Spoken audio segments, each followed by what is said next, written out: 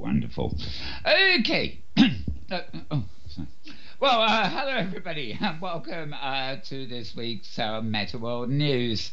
Slight delay in the start there, as you could probably hear. Right. This is Metaworld News. We look at news from highlights of the news anyway from virtual worlds or these social worlds, and also have a brief look at any important things happening in virtual reality technology that are pertinent to our worlds, so to speak. And I'm really reading out highlights from my Twitter feeds. You can find my own at twitter.com/Malburns, MALBURNS. And you can also find an additional feed for this program at twitter.com/Metaworld News. There are a number of other feeds too, but I'm not going to mention them here. You'll find them if you need them. Right.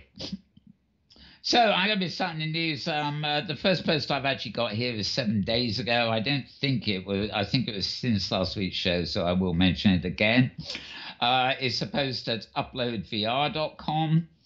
And it's called Building a Playground of 3D User Interfaces. As mainstream AR and VR import continues to evolve, controllers and all the rest of the stuff are evolving too. So it's a general look at 3D user interfaces. It's not a specific thing about any one. All right, moving into the week. A post at... oh dear, TNW. I should know. Oh, the Next Web. That's what TNW is, yeah.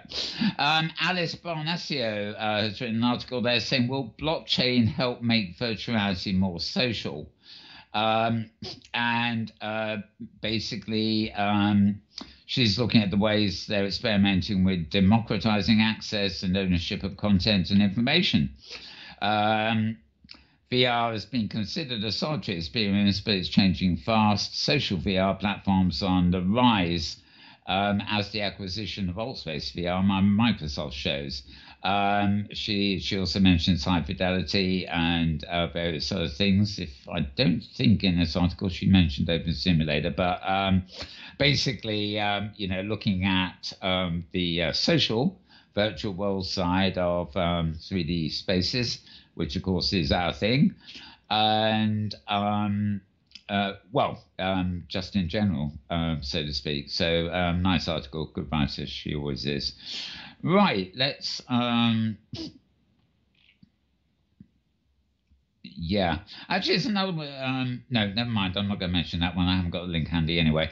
Right, post at medium.com during the week by sounds like a Russian name, I can't pronounce it, but the human factor in virtual reality data visualization. This isn't specifically about social worlds. It's about areas that VR can transform, like travel, commerce, and 3D modeling.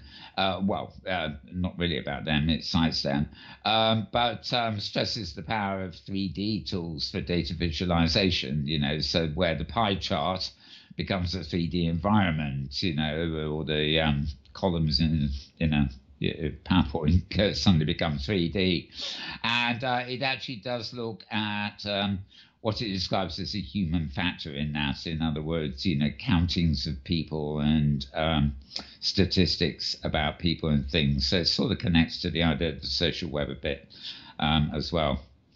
Okay, vrscout.com. The post I have here is called The Mythbusters Jamie Heineman Crowdfunding VR Shoes. And, the first words of this article, please be real. Please be real. Please be real. Another day, another insanely... That's funny. Yeah, another day, another insanely bizarre VR peripheral aimed at changing the industry forever. And actually, I think this is quite... it's so easy, and that is really hilarious to read the intro to that. It is a crowdfunder for these sort of prototype. It's an illustration, not a photograph, of these electric shoes. But they've been tentatively labeled the Vortex, and electronic kicks will serve as mini multi-treads for each foot, allowing wearers to walk in place while immersed in VR. Well, there is an amusing side to this, but I can actually see these being very, very useful because they could replace a treadmill, for one thing. People who are going to have haptic kits and want to walk around while they're actually in the space, it would seem an obvious way to go, that you're wearing some trainer type shoes or something, and those shoes would have trackers and stuff in them. So I don't actually know that it's quite as far-fetched as it sounds. I mean, this is a serious Indiegogo campaign, and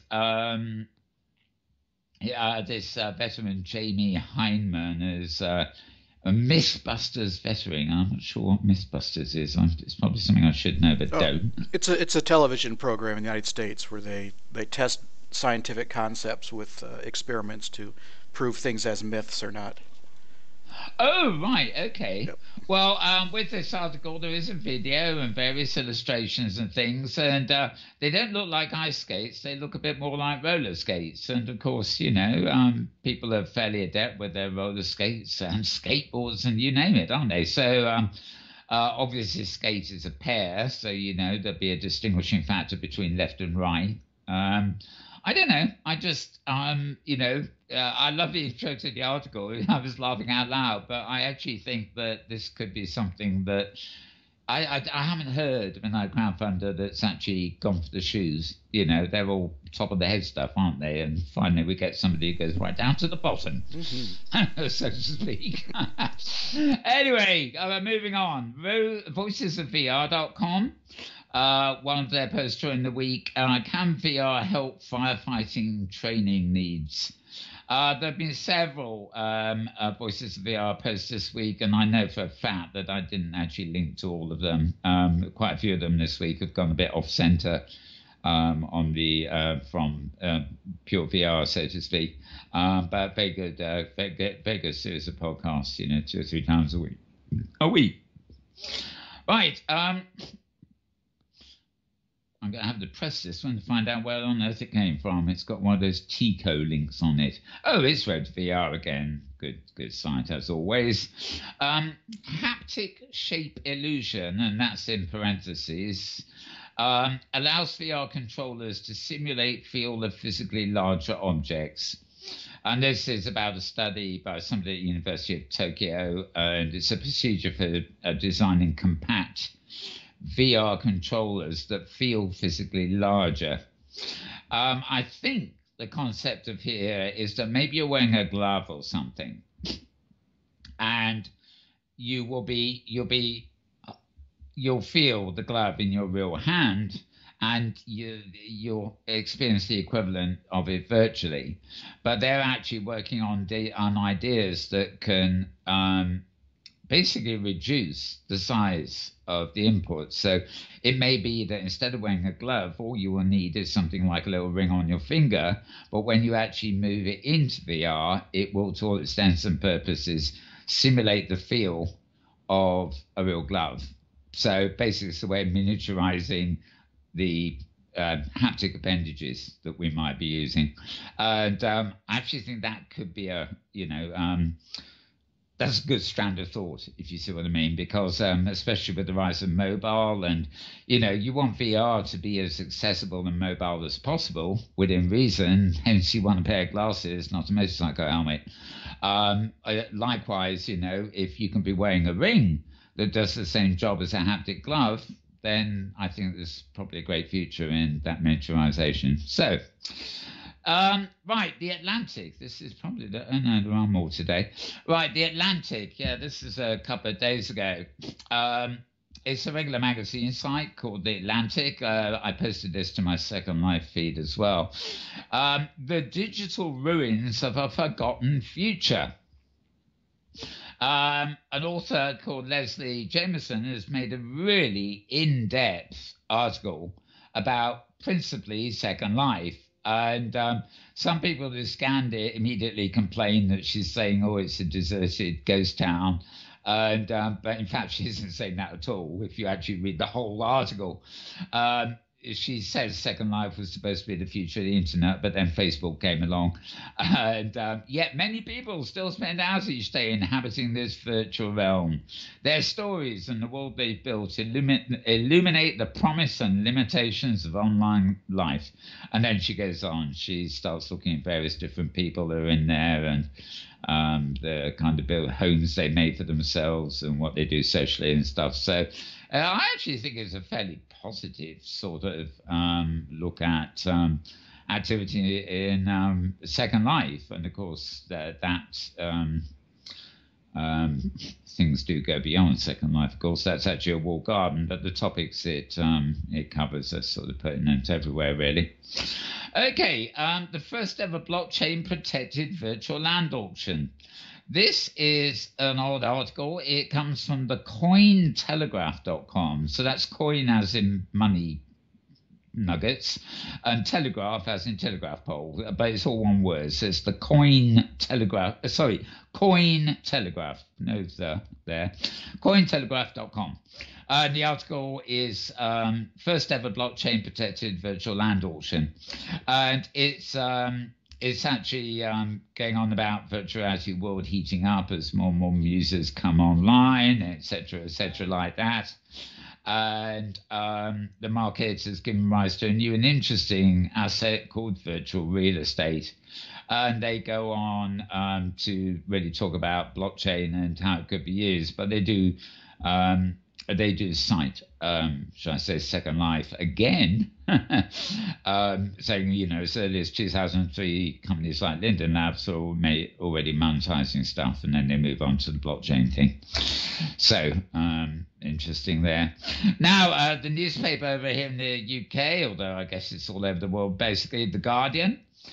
Tim Adams has a feature and a sort of interview type feature with Jason Lanier.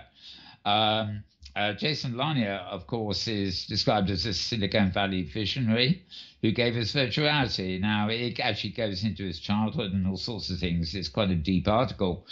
But John Lanier, of course, is a musician and a virtual reality pioneer. Let me see, it's hard to resume this. It's just actually a very interesting article, and he's just written a new book called The Dawn of the New Everything. And as well as looking at his life growing up and stuff like that, it's sort of biographical in some ways. He's reiterating, tongue twisters today. Some of the things he's actually been saying of late are of a cautionary nature, whereas 10 or 20 years ago, he was certainly a visionary who gave us virtuality and could be a sort of evangelist. But he's now coming up with what the editorial describes as calls for a reevaluation of our ties with the digital environment. It's not he's not doing a double turn saying, oh, it's all bad. Far from it. He's just saying, we need to be cautious and stuff. But just a nice profile piece there in The Guardian, really. Okay, VentureBeat is my next link. They have a piece called Virtuality Walkthroughs are Transforming Architecture. Nothing really new here, but it's always good to see an article, demonstrating the ways in which virtuality are actually affecting individual walks of life, as it were, and particularly in architecture.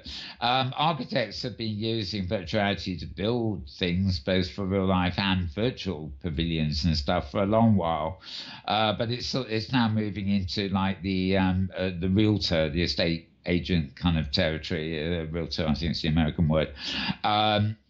Virtual property inspections. So architects are increasingly being made to build in a virtual environment before their client will approve the project, because the client is saying, I want to come into virtuality and walk around it before you build it. you know. And at the same point, when the thing is finally built or not quite built, and they're trying to sell it before the building's finished, the possible customers want to actually go in and walk around the thing and then say, well, couldn't you actually, hey, you've forgotten to put the network cables in, or something like that, you know. So it's changing the relationship with the marketing of the creation of architecture and the marketing of the subsequent property. So interesting sort of roundup there.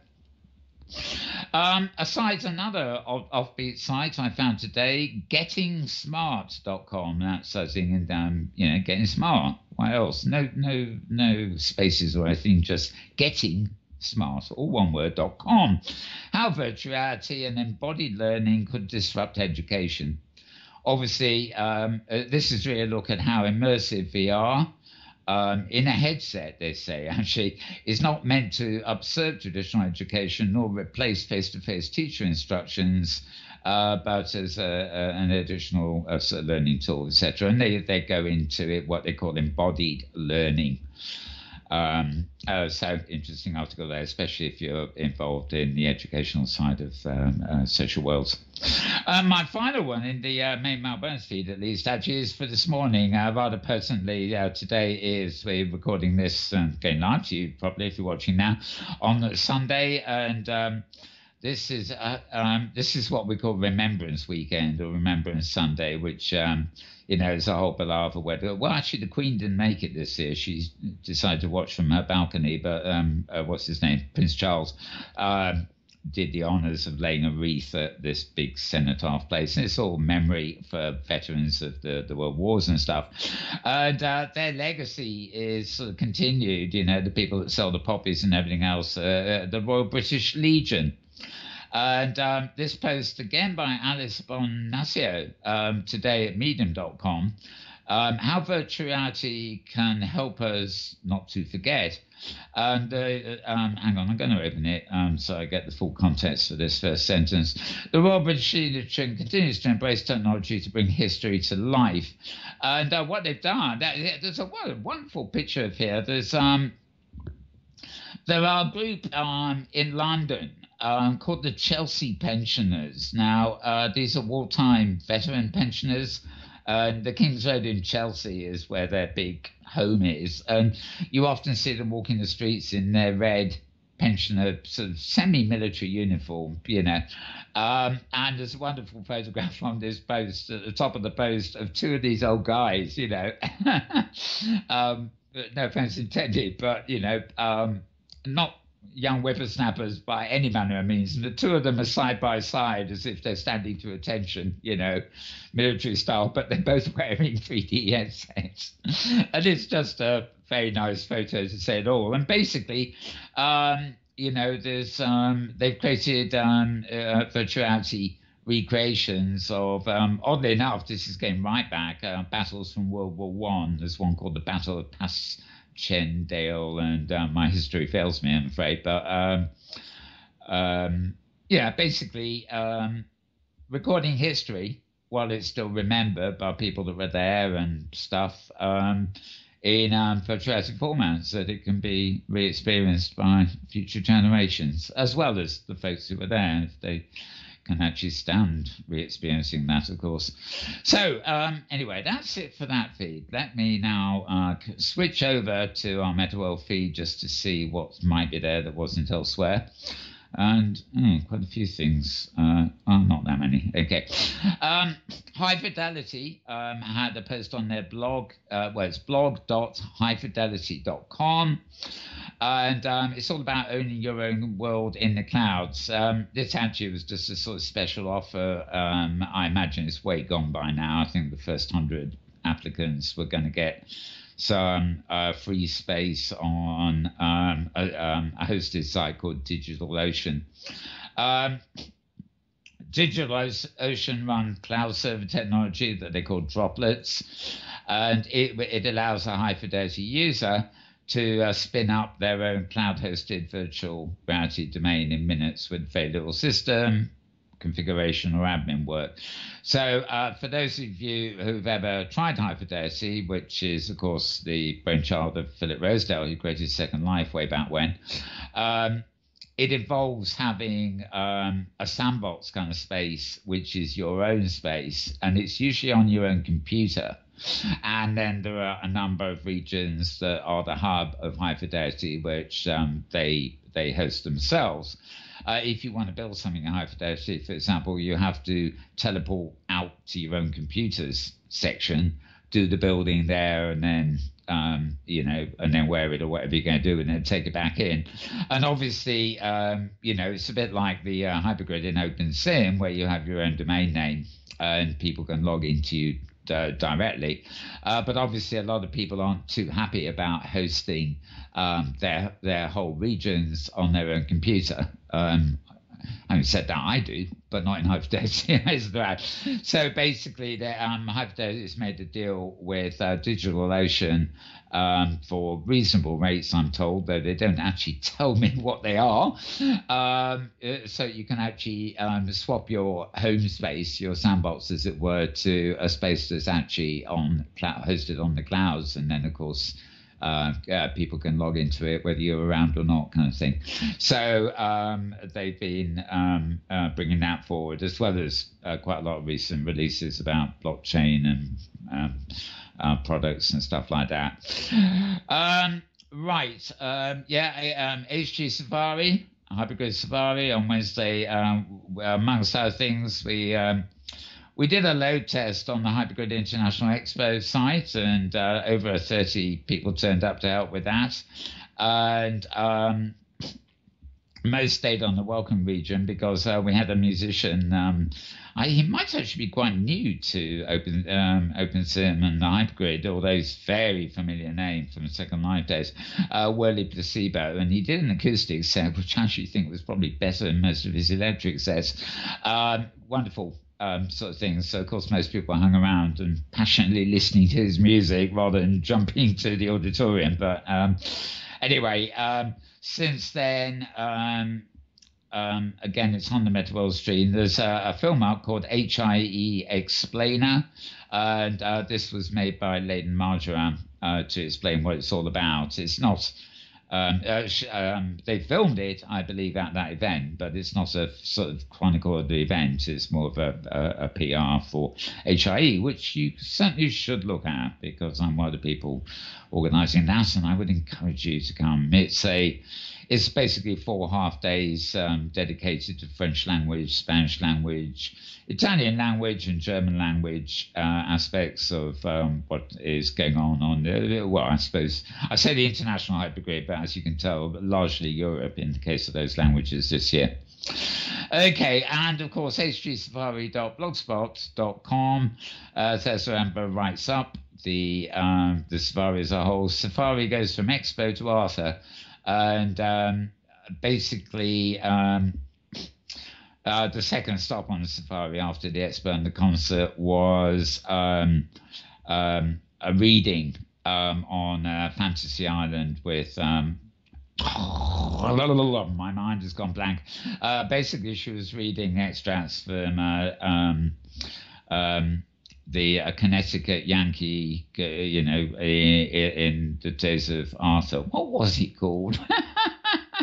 A Yankee at the court of King Arthur, I believe it is. It's a Mark Twain piece. Sounds anyway. right. Yep. And here we are. We move on over, and this is the St. Chai Library, how we pronounce it, with Caledonia Sky Tower, basically. And this was the version on Kitely. That she did it at, although she does actually run simultaneous Shenchai Library things in Second Life and on the InWorlds grid, which is another closed world.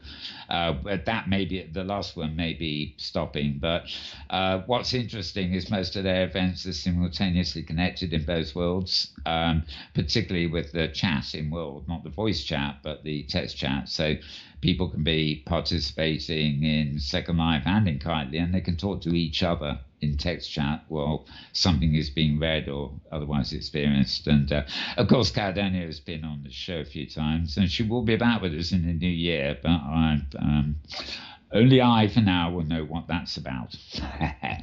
Right. New Year cometh.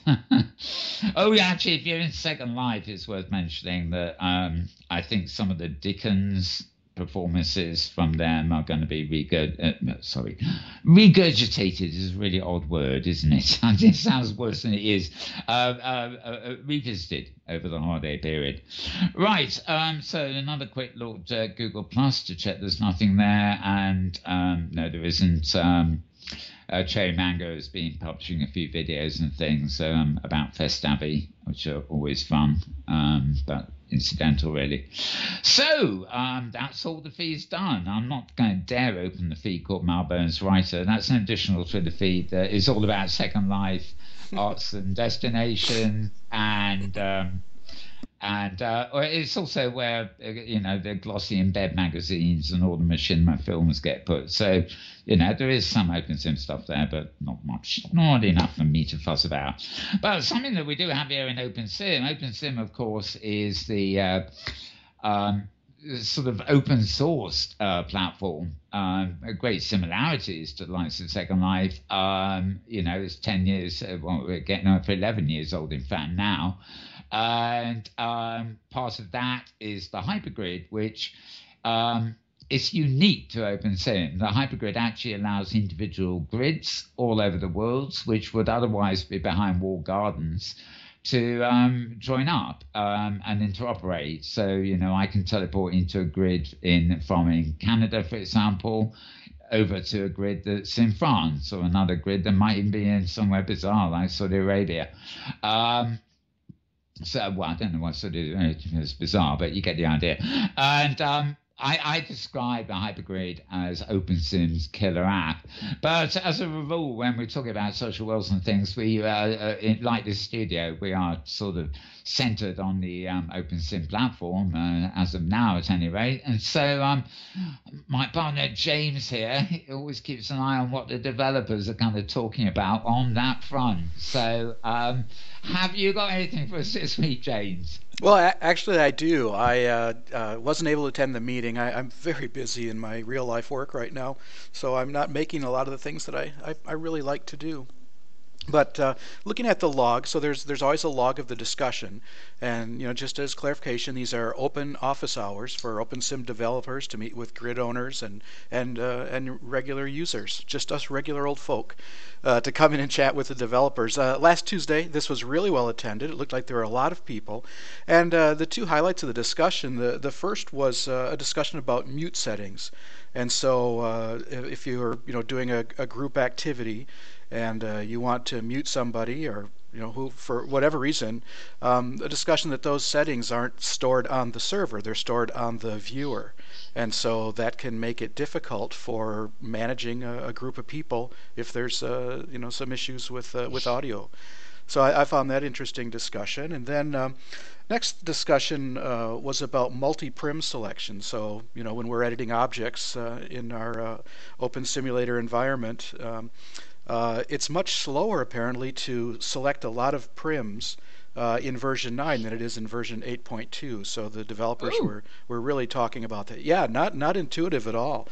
And I think the most interesting thing is at the end of the discussion about selecting multiple prims, there's a great quote here that says, just like a lot of things we try to do in Open Simulator, we are exceeding what we are supposed to be able to do, and yet we complain that it does not work. So this is we're really pushing this platform, and I mean, people are doing amazing things. These worlds are fantastic that we go to visit, but we are pushing the limits of this software in many ways. And that's it. That's my summary from last Tuesday's meeting. Interesting thought, because outside the developers, I was talking to somebody, I'm not going to say who, just yesterday, we were saying the same thing, and I remember last year before OSCC saying, last ditch attempt, to kick the developers up the whatever, to bring us up to date, how will what is quite an old platform now, cope with the future. But then I do look at places like Second Life, War Garden or not, and despite other more up-to-date projects that Linden Labs do, they are clearly still putting the cash into Second Life and changing it slowly but surely to bring it more up to date itself. So I don't know that this platform can't be updated. It's just at the moment the people responsible are all volunteers. There's no coordinated roadmap. There's no person with a whip, getting it done and trying to get everything built at the speed of light to take a kind of what I would call market or awareness sort of priority. Right. So we'll see. But yeah. There's life in it, yeah. And as I say, I think the hypergrid is the killer app. No other platform has that. So if focusing on the hypergrid, I think is a very good thing to do, because it exemplifies the idea of just you're not only in a 3D social space, but you can teleport. Just jump over to an entirely different grid, running similar software anywhere on the real world planet. And who knows, NASA may dump some servers on Mars so you can jump up there too. Right. Well, and for example, today I was unable to log in with my usual grid account, and so I just go to another grid and log in with that account. So that's the hypergrid makes the show possible today. Exactly. And our new studios here that we use for filming everything without an audience, in private, so to speak, it's the same thing. We can just come here without worrying about recording in front of an audience, and some of the extra things we have to take care of when we do public ones. So there you go. Anyway, that's the news for this week. We'll be back again, same time, place. I'm terrible, aren't I? Same time, same place next week. We'll see you then. Bye bye.